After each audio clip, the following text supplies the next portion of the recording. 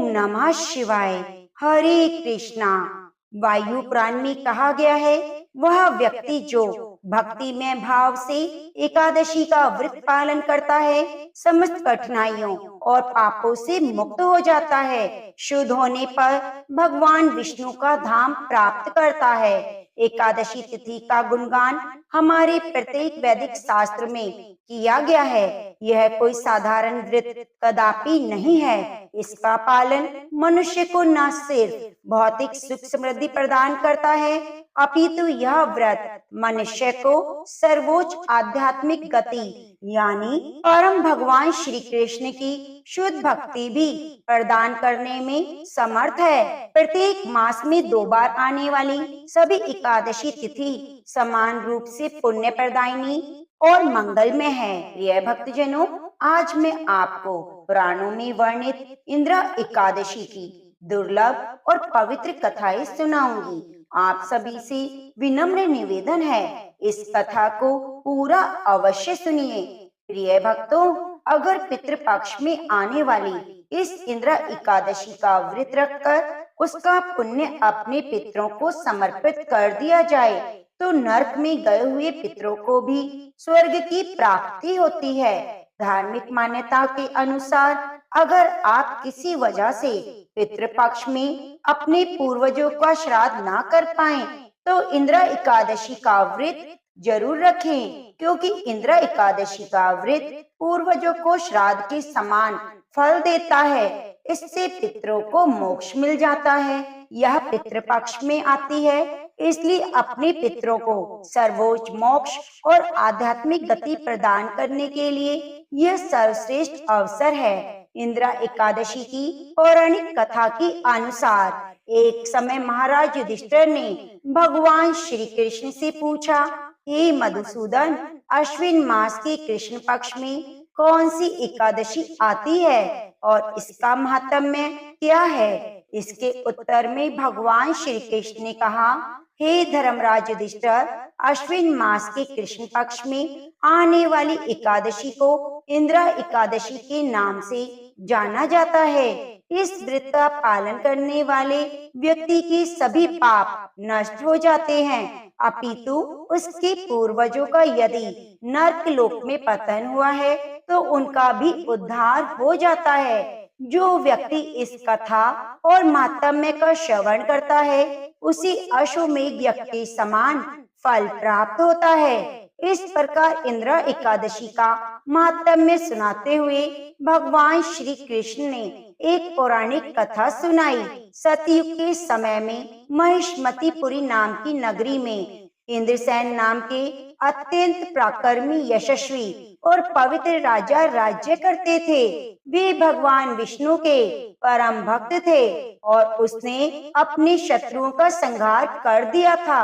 भगवान विष्णु के नाम का सदैव उच्चारण करते हुए वह अपनी प्रजा का रक्षण और पालन करते, इसलिए उनका परिवार और राज्य हर प्रकार के धन धान्य पुत्र पौत्र से संपन्न था। वे अधिक समय भगवत भक्ति को समर्पित करते। एक दिन राजा इंद्रसेन अपनी प्रजा के मध्य बैठे हुए थे। उसी समय उन्होंने भगवान श्री हरि के परम भक्त श्री नारद मुनि को आकाश मार्ग से नीचे उतरते हुए देखा। राजा ने अत्यंत विनम्रता पूर्वक दोनों हाथ जोड़कर मधुर वाणी से उन्हें अपने महल में आमंत्रित किया। उसके बाद राजा ने नारद मुनि को उचित आसन प्रदान किया, उनके चरण पखारे और उनका योग्य सत्कार किया। राजा के आतिथ्य से प्रसन्न होते हुए नारद मुनि ने राजा इंद्रसेन से अपने तथा राज्य के कुशल समाचार पूछे। राजा ने उत्तर देते हुए कहा, हे मुनिवर, आपकी परम कृपा से मेरे राज्य के सभी अंग कुशल हैं। मैं अपनी प्रजा का अपनी संतान की तरह पालन करता हूँ और अपना अधिकतर समय भगवान विष्णु की भक्ति में समर्पित करता हूँ। हे ऋषि श्रेष्ठ, कृपया आपके यहाँ आगमन का हेतु बताएं। नारद मुनि ने कहा, हे राजन, जब मैं ब्रह्मलोक से यमलोक में पहुंचा तो मैंने आपके पिता को यमराज की सभा में देखा। अत्यंत आश्चर्य के साथ जब मैंने उनकी वहां उपस्थिति का कारण पूछा तो ज्ञात हुआ कि हालांकि वे अत्यंत धार्मिक राजा थे, परंतु उन्होंने एकादशी व्रत में निर्धारित समय से पूर्व ही पारण कर लिया था, इसलिए उन्हें यमलोक में वास करना पड़ रहा था। उन्होंने आपके लिए एक संदेश भेजते हुए कहा है, हे पुत्र, कृपया तुम नियम पूर्वक आने वाली इंदिरा एकादशी का पालन करना, जिससे कि मैं अपने पूर्व जन्म के पाप से मुक्त होकर स्वर्ग की ओर जा सकूं। नारद मुनि ने आगे कहा कि मैं इस संदेश को आप तक पहुंचाने आया हूँ। एकादशी के दिन पुत्र के कर्तव्य का पालन करते हुए आपको आने वाली इंदिरा एकादशी का श्रद्धा और नियम पूर्वक पालन करना चाहिए, और जिसके प्रभाव से पुण्यशाली बनने पर आपके पिता स्वर्ग की ओर प्रस्थान कर पाएंगे। नारद मुनि के वचन सुनकर राजा ने और जिज्ञासा प्रकट करते हुए इस व्रत के पालन की विधि के विषय में पूछा। नारद मुनि ने कहा, दशमी के दिन श्रद्धा पूर्वक भगवान की सेवा करें, अपने पूर्वजों को यज्ञ आहुति अर्पित करें, एक बार से अधिक भोजन ना लें, भूमि पर शयन करें, एकादशी के दिन प्रातः ब्रह्म मुहूर्त में उठ जाएं, भगवान के सामने एकादशी व्रत का संकल्प लें, अपहारण में भगवान की विग्रह श्री शालिग्राम की पूजा अर्चना करें, भगवान को भोग अर्पण करें, उसके बाद उसे अपने पूर्वजों को अर्पित करें, उस भोग को गाय को खिलाएं, संपूर्ण रात्रि के दौरान भगवान केशव की उपासना और कीर्तन करें। दूसरे दिन द्वादशी पर भक्ति भाव से भगवान श्री हरि की उपासना करें, ब्राह्मणों को और संबंधियों को उत्तम भोजन करवाएं और पारण के समय में स्वयं भी भोजन ग्रहण करें। इस प्रकार नियम पूर्वक और इंद्रियों को संयम में रखते हुए एकादशी व्रत का पालन करें। इतना कहकर नारद मुनि वहां से अदृश्य हो गए। राजा ने नारद मुनि द्वारा बताए गए दिशा निर्देशों के अनुसार इंदिरा एकादशी का पालन किया। उसके फलस्वरूप आकाश से पुष्प वृष्टि हुई और राजा ने स्वयं अपने पिता को आकाश मार्ग से बैकुंठ की ओर प्रस्थान करते हुए देखा। कथा का समापन करते हुए भगवान श्री कृष्ण ने कहा, हे युधिष्ठिर महाराज, इस प्रकार इंदिरा एकादशी के प्रभाव से राजा इंद्रसेन ने स्वयं भी जीवन के अंत में बैकुंठ लोक को प्राप्त किया। तो इंदिरा एकादशी के दिन हमें पितरों के निमित्त व्रत करके तर्पण करना चाहिए। तो प्रेम से बोलिए, कृष्ण कन्हैया बंसी वाले मुरली मनोहर की जय हो, बाके बिहारी लाल की जय हो। भगवान श्री कृष्ण कहते हैं, हे अर्जुन, पूर्व काल में जिसने दूसरी बार इस व्रत को किया है उसका वृतांत सुनो। आनत देश में वेदरथ नाम का ब्राह्मण था। उनका जन्म उत्तम कुल में हुआ था। वे स्त्री पुत्र संपन्न और विद्वान थे। उस ब्राह्मण की एक कन्या हुई जिसका नाम शारदा रखा गया। वह कन्या रूपवती और शुभ लक्षणों से सुशोभित थी। वह जब 12 वर्ष की हुई तो ब्राह्मण ने उसकी कन्या का विवाह एक उम्र दराज ब्राह्मण से करा दिया जिसकी पहली पत्नी मर चुकी थी। उस ब्राह्मण का नाम पद्मनाभ था। वे बड़े धनी, शांत और राजा के मित्र थे।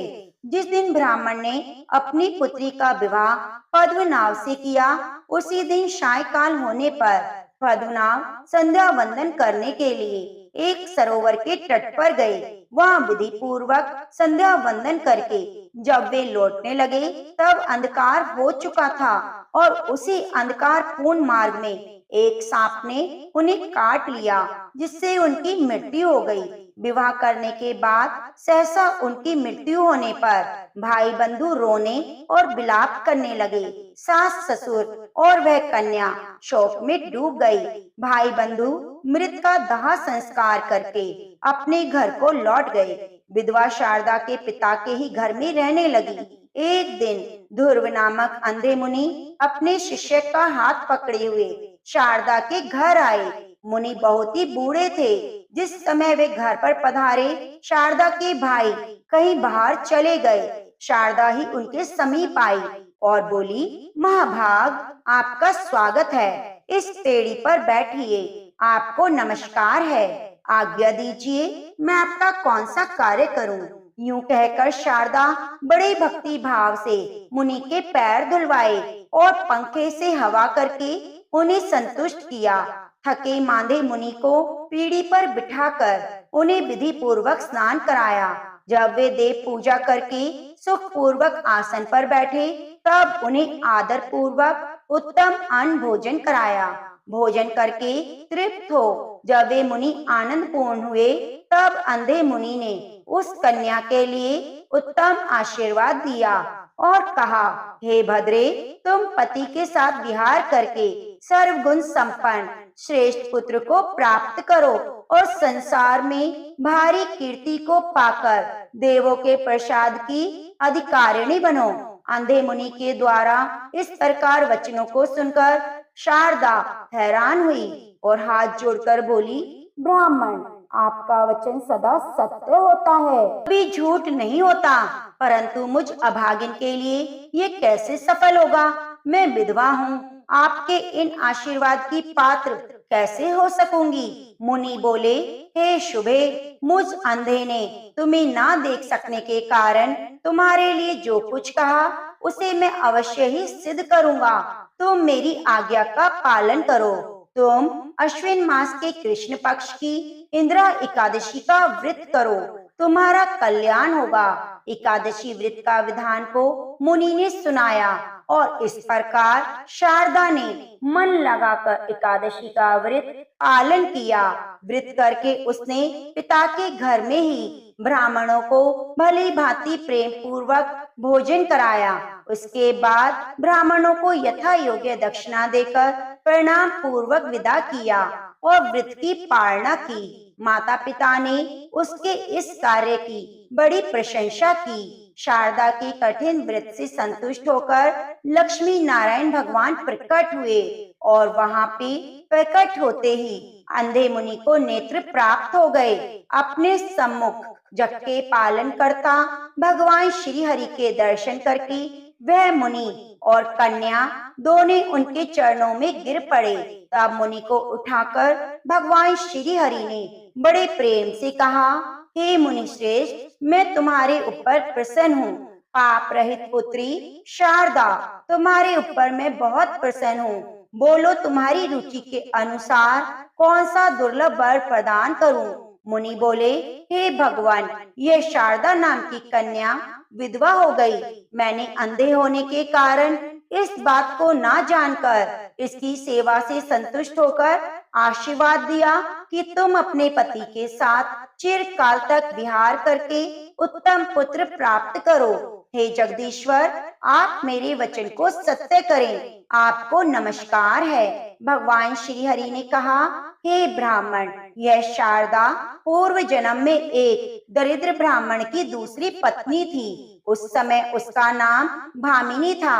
भामिनी अपने पति की बड़ी प्यारी थी। अपने मनोहर रूप को दिखाने वाली भामिनी वशीकरण आदि छल पूर्ण उपाय से पति को अपने वश में कर लिया करती थी। वह मोहग्रस्त ब्राह्मण अपनी छोटी पत्नी में आसक्त होने के कारण अपनी ज्येष्ठ और पतिव्रता पत्नी के पास कभी नहीं गया।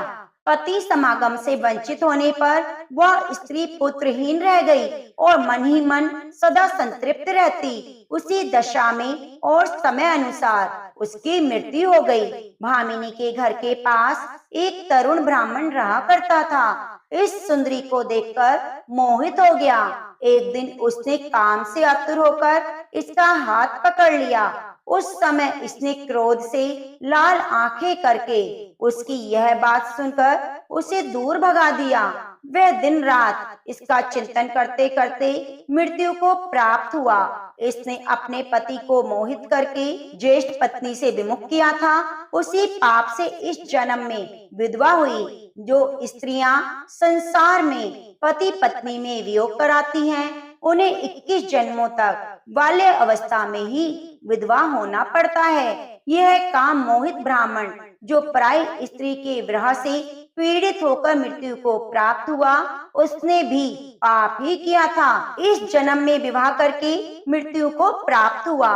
पूर्व जन्म में जो इसका पति था, वह इस समय पांडु देश में एक श्रेष्ठ ब्राह्मण के घर उत्पन्न हुआ है। उसके पास धन संपत्ति, स्त्री और सुख भोगी सामग्री सब कुछ है। वह शारदा अपने उसी पति के साथ प्रत्येक रात्रि में स्वप्न अवस्था में समागम करके जागरण काल की अपेक्षा भी श्रेष्ठ रति मुखा अनुभव करे। स्वप्न अवस्था में पति समागम से यह कुछ ही समय में वेद वेदांत विद्वान पुत्र प्राप्त कर लेगी। वे ब्राह्मण देवता भी स्वप्न में अपने साथ चिर समागम से इसके गर्भ में हुए उत्पन्न पुत्र को सदैव देखा करेंगे।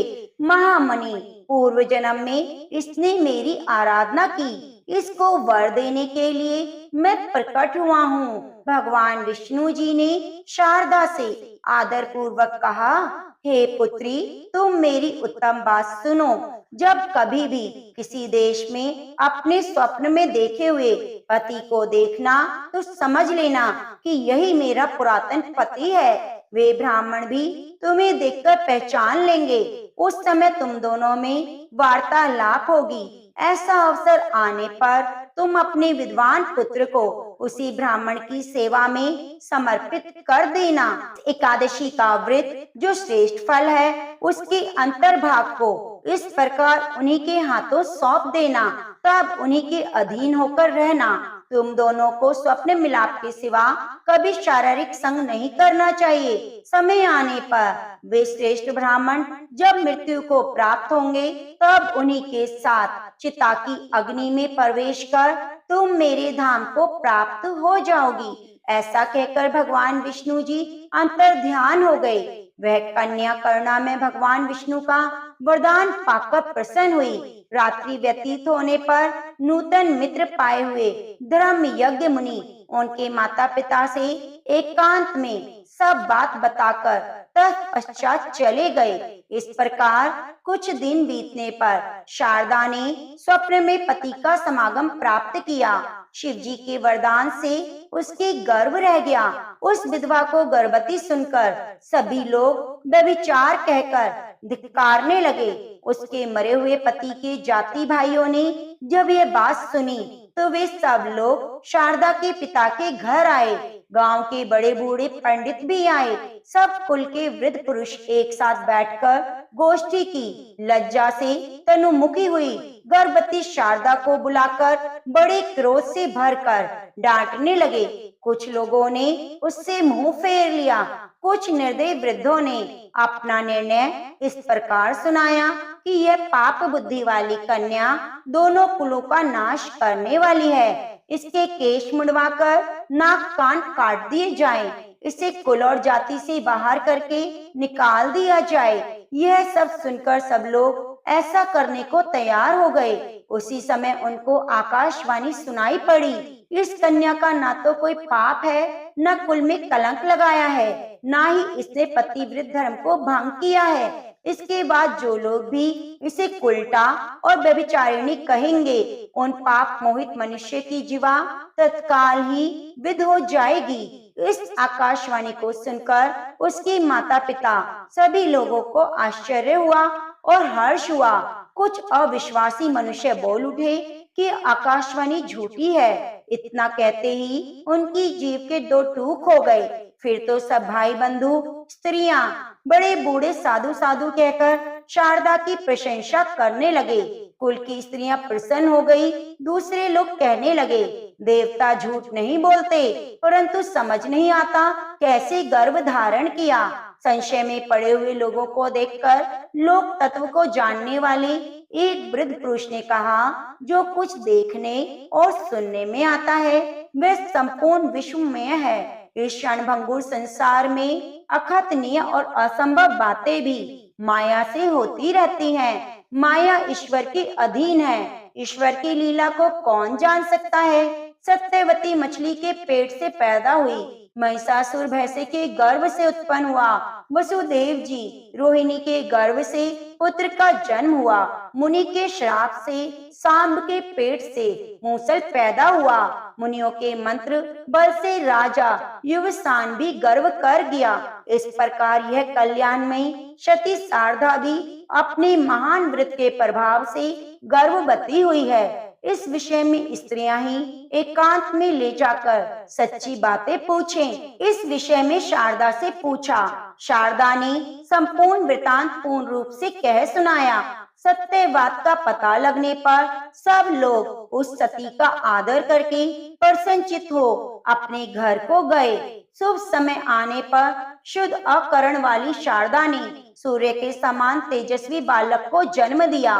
वे कुमार बाल अवस्था में बहुत विद्या प्राप्त करके परम बुद्धिमान हो गया। उसके बाद गुरु ने समय पर उसका उपनयन संस्कार किया। वह लोक मनोहर बालक लोक में शारद नाम से विख्यात हुआ और 8वें वर्ष की आयु में ऋग्वेद, 9 वर्ष में यजुर्वेद, 10वें वर्ष में सामवेद लीला पूर्वक पढ़कर तदंतर भगवान विष्णु की कृपा से भक्ति में लीन रहता। एक बार सती शारदा अपने पुत्र के साथ गोकर्ण तीर्थ गई। वहाँ उसने अपने पूर्व जन्म के पति को, जिसका सदैव स्वप्न में दर्शन किया करती थी, आया हुआ देखा। वे ब्राह्मण बंधुओं से घिरे हुए थे। उन्हें देखकर शारदा प्रेम मग्न हो गई और दृष्टि लगाए खड़ी रही। ब्राह्मण भी रूप और लक्षणों से पहचानी हुई स्वप्न में देखी हुई स्त्री को अपने पहचान गए। स्वप्न में सदा भोगी जाने वाली उस स्त्री की और स्वप्न में ही अपने से उत्पन्न हुए कुमार को भी देखकर आश्चर्यचकित हुए और समीप आए और बोले, कल्याणी, तुम कौन हो? किसकी स्त्री हो? कौन सा तुम्हारा देश है? किसकी पुत्री हो? इतना पूछे जाने पर स्त्री ने बाल्य अवस्था में अपना विधवा होने का वृतांत कहा। तब ब्राह्मण ने पुनः प्रश्न किया, देवी, ये किसका पुत्र है? चंद्रमा की समान इतना सुंदर बालक तुमने कैसे गर्भ धारण किया? शारदा बोली, स्वामी, यह सब विद्याओं में विशारद मेरा ही पुत्र है। मेरे ही नाम पर इसको लोग शारद कहते हैं। उसकी यह बात सुनकर श्रेष्ठ ब्राह्मण हंसकर बोला, देवी, तुम्हारा पति तो परिग्रहण मात्र करने पर मर गया, फिर पुत्र का जन्म कैसे हुआ?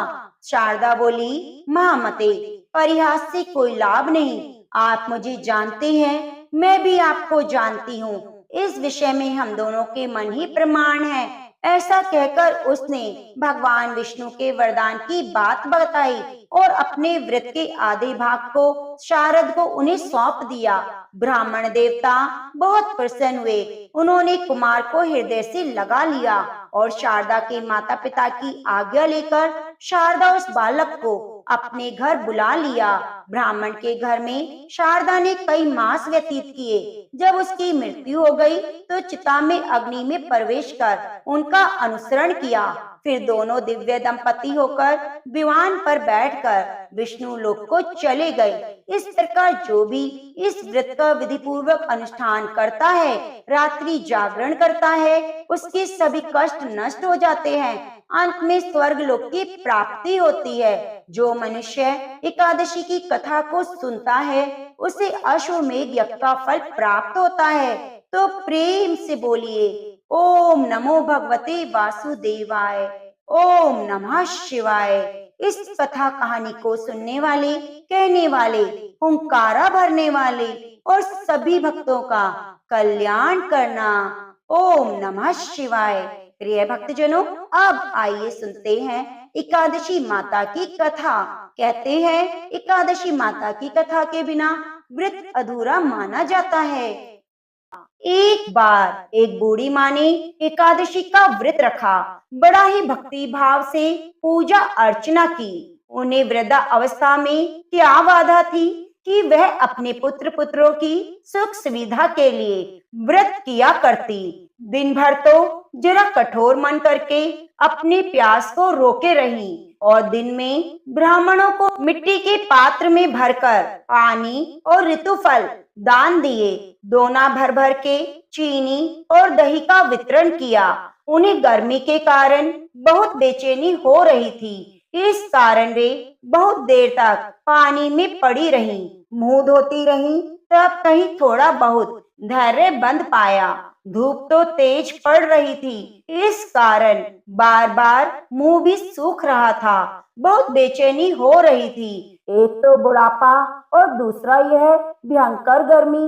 वृद्ध अवस्था की स्थिति तो कुछ दूसरी ही प्रकार की होती है। जैसे तैसे रो धोकर दिन तो कट पाया।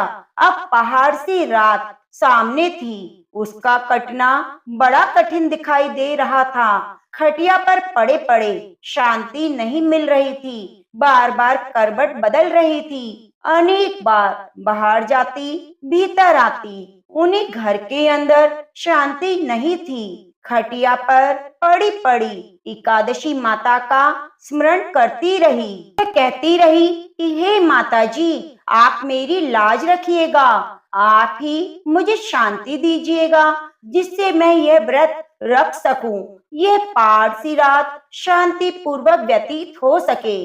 प्यास के कारण बूढ़ी माँ की तो बेचैनी बढ़ रही थी। उन्होंने धैर्य रखने का बहुत प्रयास किया, किंतु सहनशीलता की सीमा टूट गई। घबराकर एकदम चिल्ला उठी, बचाओ बचाओ। अम्मा का चिल्लाना सुनकर परिवार भर के नर नारी, बच्चे, पड़ोसी एकत्रित होकर बूढ़ी अम्मा की खटिया के समीप पहुंच गए। सबने पूछा, अम्मा, आपको क्या हुआ? आप क्यों चिल्ला रही हैं? आप इस वृद्ध अवस्था में यह कठिन व्रत क्यों कर रही हैं? अम्मा जी की शक्ति से ही भक्ति होती है। थोड़ी ही देर में वे फिर से बोली, अरे मेरे प्राण निकले जा रहे हैं, मेरी छाती पर ठंडे पानी का घड़ा रख दो। अब नातियों ने दादी की छाती पर ठंडे पानी का पात्र रख दिया। तब कहीं उन्हें थोड़ा आराम मिला। थोड़ी देर के लिए उन्होंने अपनी आंखें बंद कर ली। अब एकादशी माता ने सोचा, यह बूढ़ी अम्मा है तो बहुत कठोर, जरा जाकर उसकी परीक्षा लेनी चाहिए। आधी रात को मुर्गा बनकर टेर लगाने लगी। मुर्गा की आवाज सुनकर दादी जल्दी से उठी और बाहर जाकर आसमान की ओर देखा। आसमान किंतु साफ, कहीं भी उसमें प्रातःकालीन तारा नजर नहीं आया। सोचने लगी, यह मुर्गा क्यों और कैसे बोल गया? उन्हें प्यास तो लग रही थी, थोड़ा बहुत उनका मन भी विचलित हो गया था। अंत में उन्होंने दृढ़ निश्चय कर लिया कि मैं अब व्रत को पूर्ण करके ही छोड़ूंगी, चाहे भले मेरे प्राण क्यों ना निकल जाएं। यह सोचकर फिर से वे खटिया पर स्थिर होकर लेट गईं। थोड़ी देर में एकादशी माता ने उनकी फिर से परीक्षा लेनी चाहिए। एक छोटी सी बालिका एक गिलास में शरबत लेकर उनके सिरहाने आकर खड़ी हो गई और जोर से बोली, दादी जी, सवेरा हो गया, आप हाथ मुंह धोकर शरबत पी लीजिए। पहले तो शरबत का गिलास देखकर उनका मन चंचल हो उठा, किंतु अचानक व्रत का स्मरण हो आया। उन्होंने सोचा, मैं किसी भी प्रकार से शरबत नहीं पी सकती। वे शांति पूर्वक अपनी खटिया पर लेट गईं। फिर थोड़ी ही देर में उन्हें ऐसा लगा जैसे किसी ने उन्हें पानी के कुएं में पलट दिया हो। बड़ी देर तक हाथ पैर चलाती रहीं, किंतु उन्होंने अपने मुंह में एक बूंद भी पानी नहीं जाने दिया। वे दृढ़ता पूर्वक अपना व्रत पालन करती रहीं। थोड़ी देर में न जाने कहां से सामने आग जलने लगी, जिससे भारी गर्मी बढ़ने लगी। प्यास के कारण प्राण निकलने लगे, किंतु बूढ़ी अम्मा का कोई कुछ न बिगाड़ पाया। वे जहाँ की तहाँ मुस्कुराती हुई बैठी रहीं। थोड़ी ही देर में बाहर प्रकाश दिखाई देने लगा। ऐसा लगा जैसे सवेरा हो गया। बूढ़ी अम्मा ने जब बाहर निकलकर देखा तो तो समझ गई अभी सवेरा होने में 3-4 घंटे की देरी है। यह जानकर शांति पूर्वक इधर उधर घूमने लगी। फिर एकादशी माता यह बात अच्छे से समझ गई कि ये बूढ़ी अम्मा किसी भी प्रकार से अपने व्रत से नहीं टल सकती। वे उसके सत्य व्रत को अच्छी तरह से समझ गई। अब सवेरा होते ही बूढ़ी माता ने स्नान किया, भगवान का पूजा पाठ किया, एकादशी की कथा सुनी, ब्राह्मणों को दक्षिणा देकर भोजन कराया। तब कहीं उन्होंने व्रत का पारण करके जल ग्रहण किया। कन्याओं को भोजन कराने के बाद अम्मा ने स्वयं भोजन किया। उस श्रेष्ठ व्रत के प्रभाव से बूढ़ी अम्मा की आयु में वृद्धि हो गई। उनका घर परिवार हरा भरा हो गया। अब उनको कोई अभाव ना रहा। वे हर तरह के सुख साधनों से संपन्न हो गई। नाती नातिन से उनका घर भर गया। वे उसी दिन से 12 महीने की एकादशी का व्रत करने लगी। एकादशी माता के व्रत के प्रभाव से इस संसार में हर प्रकार के सुख भोग कर अंत में बैकुंठ धाम को चली गई। एकादशी मैया जैसे आपने बूढ़ी अम्मा और उनके परिवार को हरा भरा किया, ऐसे ही हम सभी की मनोकामनाओं को पूरी करना। प्रेम से बोलिए लक्ष्मी नारायण भगवान की जय हो। जोगी भोगी दो भाई थे, दोनों अलग अलग रहा करते थे। जोगी धनी था और भोगी निर्धन, लेकिन फिर भी दोनों में बड़ा प्रेम था। जोगी की पत्नी को धन का बड़ा अभिमान था, लेकिन भोगी की पत्नी बहुत ही सरल स्वभाव की थी। पितृपक्ष आने पर जोगी की पत्नी ने उसे पितरों का श्राद्ध करने के लिए कहा, तो जोगी इसे बेकार का काम समझकर टालने का प्रयास करने लगा। किंतु उसकी पत्नी समझती थी कि अगर ऐसा नहीं करेंगे तो लोग बहुत बातें बनाएंगे। फिर उसे अपने मायके वालों को दावत पर बुलाने का और अपनी शान दिखाने का यह उचित अवसर भी जान पड़ा। तो वह अपने पति से बोली कि शायद मेरी परेशानी के कारण ऐसा कह रहे हैं, किंतु मुझे कोई परेशानी नहीं। मैं काम करने के लिए भोगी की पत्नी को बुला लूंगी। हम दोनों मिलकर सारा काम कर लेंगे। इसके बाद उसने जोगी को अपने पीहर अपने न्योता देने भेज दिया। दूसरे दिन उसके बुलाने पर भोगी की पत्नी सुबह सवेरे आकर काम में जुट गई। उसने रसोई तैयार की, तरह तरह के पकवान बनाए, फिर सभी काम निपटाकर अपने घर आ गई। आखिरकार उसे भी तो अपने पितरों का तर्पण करना था। इस अवसर पर ना जोगी की पत्नी ने उसे रोका और ना वो रुकी। जल्दी ही दोपहर हो गई। पितर भूमि पर उतरे। जोगी भोगी के पितर पहले जोगी के यहाँ गए तो क्या देखते हैं, उसकी ससुराल वाले वहाँ पर पहले से ही भोजन करने में जुटे हुए हैं। निराश होकर भोगी के यहाँ गए। वहाँ जाकर देखा तो वहाँ क्या था, मात्र पितृ के नाम पर अग्यारी दी गई थी। पितरों ने उस अग्यारी की राख चाटी और भूखे ही नदी के तट पर जा पहुँचे। क्योंकि भोगी के यहाँ धन का अभाव था, वे ढेर सारे अन्य पकवान नहीं बना सकते थे। थोड़ी ही देर बाद सारे पितर इकट्ठा हो गए और अपने अपने यहाँ के श्राद्ध की और वंशजों की बड़ाई करने लगे। जोगी भोगी के पितरों ने भी अपनी आप बीती सुनाई। फिर वे सोचने लगे, अगर भोगी सामर्थ्यवान होता तो शायद उन्हें भूखा ना रहना पड़ता, मगर भोगी के घर में तो 2 समय की रोटी भी खाने को नहीं थी। यही सब सोचकर उन्हें भोगी पर दया आ गई। अचानक फिर नाच नाच कर गाने लगे और भोगी के घर धन हो जाए, भोगी के घर धन हो जाए। शाम होने को हुई। उस दिन भोगी के बच्चों को खाने को कुछ भी नहीं मिला। उन्होंने माँ से कहा, माँ भूख लगी है। तब उन्हें टालने की गरज से भोगी की पत्नी कहने लगी, जाओ बच्चों, आंगन में होदी औंधी रखी हुई है, उसे जाकर खोलो और जो कुछ मिले मिलजुल कर बांट कर खा लेना। बच्चे वहां पहुंचे तो क्या देखते हैं कि होदी तो मोहरों से भरी पड़ी है। वे दौड़े दौड़े माँ के पास आए और सारी बात बताई।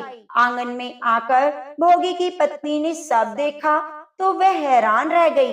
इस प्रकार पितरों की कृपा से भोगी भी धनी हो गया, पर धन पाकर भी उसे घमंड नहीं हुआ, बल्कि दूसरे साल जब श्राद्ध पक्ष आया तो श्राद्ध के दिन भोगी की पत्नी ने 5 तरह के व्यंजन बनाए, ब्राह्मणों को बुलाकर श्राद्ध किया, भोजन करवाया, दान दक्षिणा दी, जेठ जिठानी को सोने चांदी के बर्तनों में भोजन कराया। इससे उसके पितर बड़े प्रसन्न हुए और तृप्त हुए तो प्रेम से बोले, पितृदेव की जय हो। अब आइए आपको सुनाते हैं रामायण में वर्णित माता सीता द्वारा पिंड दान देने की कहानी। रामायण में माता सीता द्वारा पिंड दान देकर राजा दशरथ की आत्मा को मोक्ष मिलने का संदर्भ आपने सुना होगा। वनवास के समय भगवान राम, लक्ष्मण और सीता जी पितृपक्ष के दौरान श्राद्ध करने के लिए गया धाम पहुँचे। वहाँ श्राद्ध करने के लिए आवश्यक सामग्री जुटाने के लिए राम और लक्ष्मण जी नगर की ओर चल दिए। उधर दोपहर हो गई, पिंडदान का मुहूर्त निकला जा रहा था और सीता जी की व्याकुलता बढ़ती जा रही थी। तभी दशरथ जी की आत्मा ने आकर सीता जी से पिंडदान की मांग कर दी। गया जी के आगे फल्गुन नदी पर सीता माता अकेली बैठी बड़ी असमंजस में पड़ गई। उन्होंने फल्गुन नदी के साथ बट वृक्ष, केतकी के फूल और गाय को साक्षी मानकर बालू का पिंड बनाकर स्वर्गीय राजा दशरथ के निमित्त पिंड दान दे दिया। थोड़ी देर बाद भगवान श्री राम और लक्ष्मण जी लौटे तो उन्होंने कहा कि समय निकल जाने के कारण मैंने स्वयं ही पिताजी का पिंडदान कर दिया। बिना सामग्री के पिंडदान कैसे हो सकता है? यह सोचकर भगवान श्री राम ने सीता जी से इस बात का प्रमाण मांगा। सीता जी कहने लगी, हे स्वामी, मैं बिल्कुल सत्य कह रही हूँ, मैंने पिंडदान कर दिया।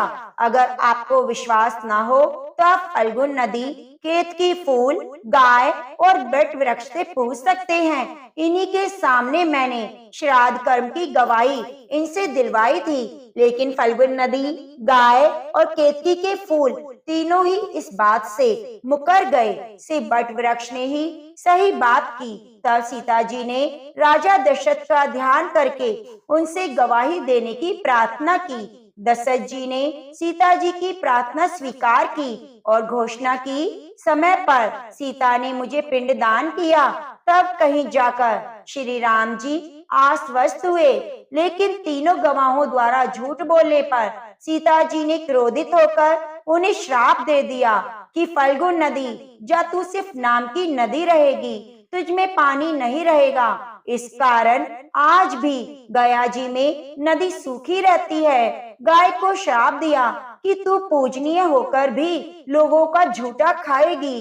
केतकी के फूल को श्राप दिया कि झूठी गवाही देने के कारण तुझे पूजा में कभी नहीं चढ़ाया जाएगा। बट वृक्ष को सीता जी का आशीर्वाद मिला, उसे लंबी आयु प्राप्त होगी और दूसरों को छाया प्रदान करेगा। पतिव्रता स्त्री तेरा ध्यान करके अपने पति की दीर्घायु की कामना करेगी। यही कारण है कि गौ माता आज भी झूठा खाती है। केतकी के फूल को पूजा में नहीं चढ़ाया जाता। कुंड नदी के तट पर सीता कुंड में पानी के अभाव में आज भी सिर्फ बालू से ही, रेत से पिंडदान दिया जाता है। एक अन्य कथा के अनुसार एक समय की बात है, 2 भाई बहन थे। दोनों का विवाह हो चुका था। दोनों के 2 छोटे छोटे बेटे थे। बहन विधवा हो चुकी थी, अपने भाई के घर रहती थी। इस बात से उसकी भाभी बहुत नाराज रहती। ऐसे ही पितृपक्ष आया तो भाई कहने लगा कि मैं पितरों के तर्पण और पिंडदान के लिए गंगा जी जा रहा हूँ। ऐसा कहकर वह गंगा जी के लिए चला गया।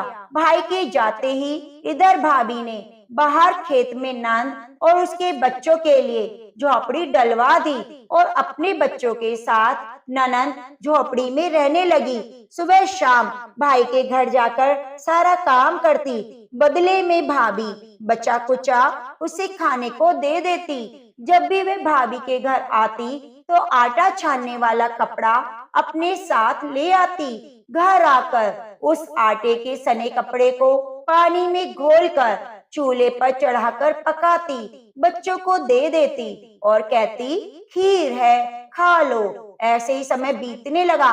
एक बार भाभी ने उसे एक कपड़ा ले जाते देख लिया तो बोली, बाई जी, आटा छानने का कपड़ा कहाँ ले जा रही हो? इसे यहीं छोड़कर जाया करो। उसने वैसा ही किया। उस दिन भाभी ने उसे बचा कुचा भोजन भी नहीं दिया। बोली, कल आपकी माँ का श्राद्ध है, बिना बुलाए तो आना मत। हाँ, आंगन में लगा ये पीपल का पेड़, अगर अपनी जगह से हिले तो आ जाना। यह सुनकर बहन बहुत दुखी हुई, रोते रोते झोपड़ी में चली गई।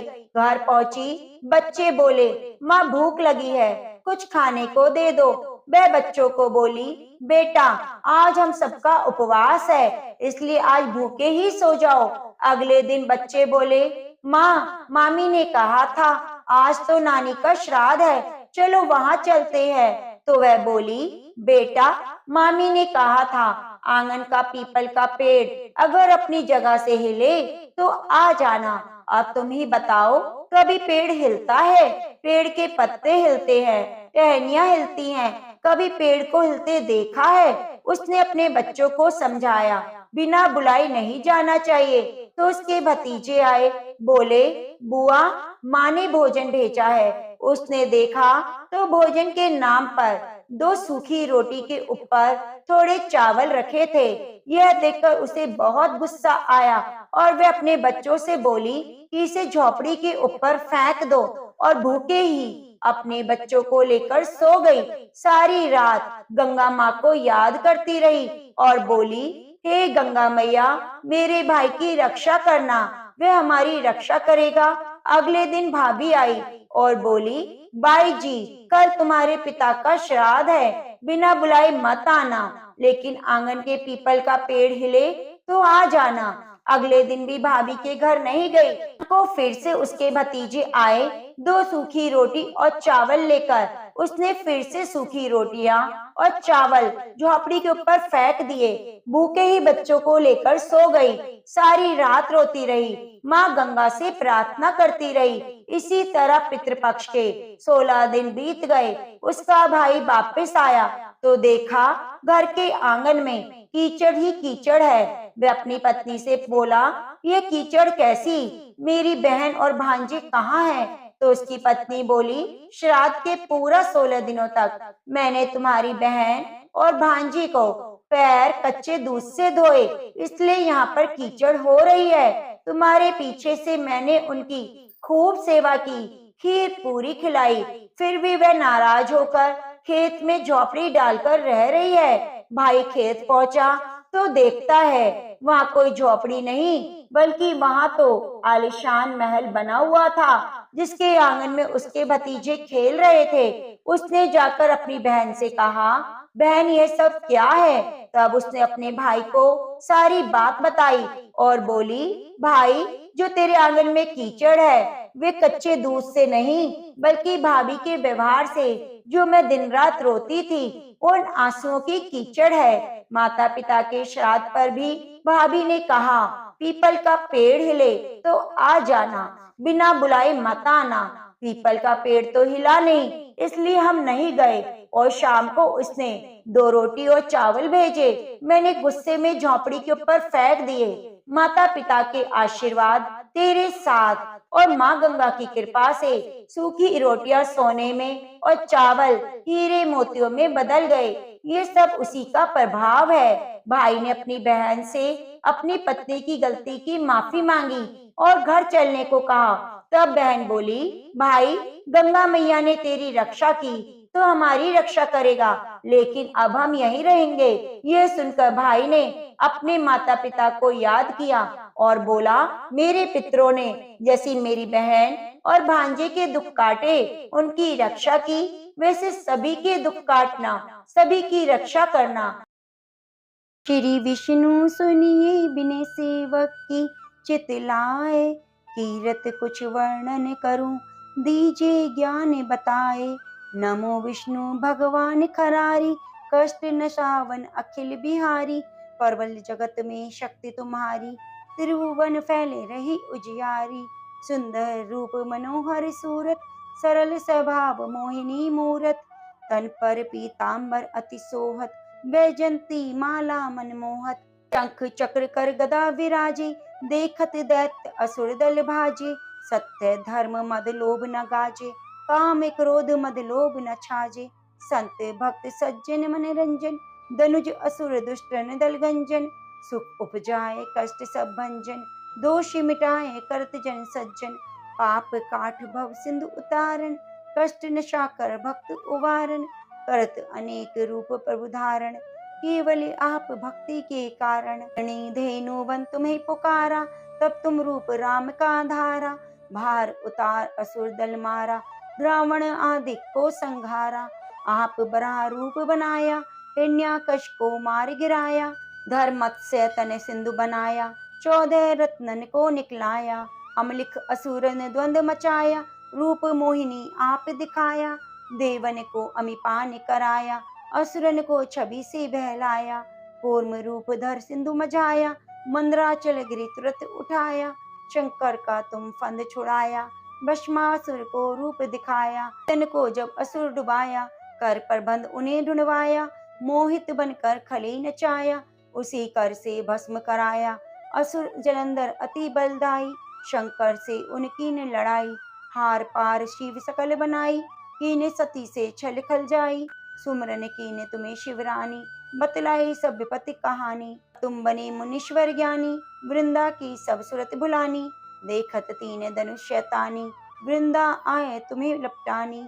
हो स्पर्श धर्म शती मानी, हना असुर उर शिव सैलानी। तुमने ध्रुव प्रहलाद उबारे, हिरण्याकुश आदि खल मारे।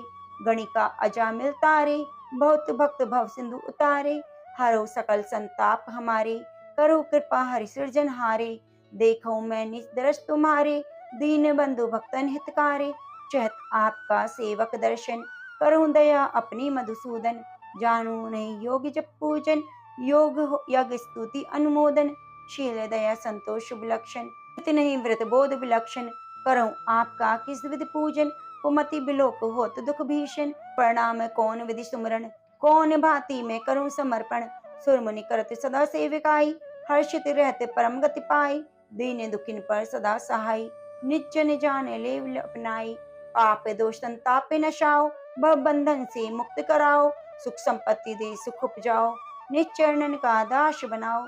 निगम सदा से विनय सुनावे, पढ़े सुने जो जन सुख पावे। तो प्रेम से बोलिए विष्णु भगवान की जय हो। ओम जय एकादशी माता मैया, जय एकादशी माता। विष्णु पूजा व्रत को धारण कर, शक्ति मुक्ति पाता। ओम जय एकादशी माता, तेरे नाम गिनाऊं देवी, भक्ति प्रदान करणी। गण गौरव क्यों देनी माता, शास्त्रों में वर्णी। ओम जय एकादशी माता, मार्ग शीर्ष के कृष्ण पक्ष की उत्पन्ना, विश्व तारिणी जनमी। शुक्ल पक्ष में हुई मोक्षदा, मुक्तिदाता बने आई। ओम जय एकादशी माता, पोष के कृष्ण पक्ष की शफला नामक है। शुक्ल पोष में होए पुत्रदा, आनंद अधिक रहे। ओम जय एकादशी माता, नाम षट तिला माघ मास में कृष्ण पक्ष आवे। शुक्ल पक्ष में जया कहावे, विजय सदा पावे। ओम जय एकादशी माता, विजया फागुन कृष्ण पक्ष में शुक्ला आमल की। पाप मोचिनी कृष्ण पक्ष में चैत्र महाबली की। ओम जय एकादशी माता, चैत्र शुक्ल में नाम कामदा, धन देने वाली मैया धन देने वाली। नाम बरुथनि कृष्ण पक्ष में बैसाख महावाली। ओम जय एकादशी माता, शुक्ल पक्ष में होए मोहिन, अपरा ज्येष्ठ कृष्ण पक्षी, नाम निर्जला सब सुख करणी, शुक्ल पक्ष राखी। ओम जय एकादशी माता, योगिनी नाम आषाढ़ में जानो, कृष्ण पक्ष करणी मैया कृष्ण पक्ष करणी, देवी शैनी नाम कहाओ शुक्ल पक्ष धर। ओम जय एकादशी माता, कामी का श्रवण मास में आवे, कृष्ण पक्ष कहिए मैया कृष्ण पक्ष कहिए, श्रावण शुक्ला होए पवित्र, आनंद से रहिए।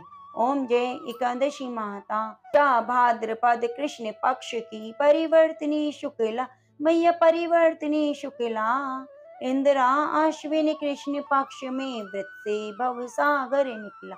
ओम जय एकादशी माता, पापा कुंशा है शुक्ल पक्ष में, आप हरणहारी मैया आप हरणहारी, रमा मासी कार्तिक आवे सुखदायक भाई। ओम जय एकादशी माता, देवोत्थाने शुक्ल पक्ष के दुख नाशक मैया, दुख नाशक मैया, पावने मास में करो विनती, पार करो नैया। ओम जय एकादशी माता, परमा कृष्ण पक्ष में होती जन मंगल करण मैया जन मंगल करणी, शुक्ल मास में होए पद्मिनी दुखदारिद हर।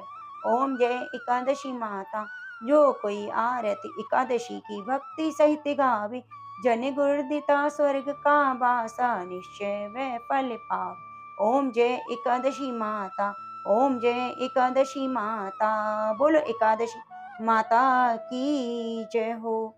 नमो नमो तुलसी महारानी, नमो नमो हर की पटरानी, जाको दर्श परस अग्नासी, महिमा वेद पुराण बखानी, शाखा पत्र मंजरी कोमल, श्रीपति चरण कमल लपटानी, धन्य आप ऐसो व्रत कीनो, शालिग्राम के शीश चढ़ानी, 56 भोग धरे हरि आवे, तुलसी बिनु प्रभु एक न मानी, प्रेम प्रीति कर हरि वश कीने, सांवरी सूरत हृदय समानी, मीरा के प्रभु गिरधर नागर, भक्ति दान दीजिए महारानी, भक्ति दान दीजिए महारानी। प्रेम से बोलिए जय श्री कृष्णा, राधे राधे। तुलसी शालिग्राम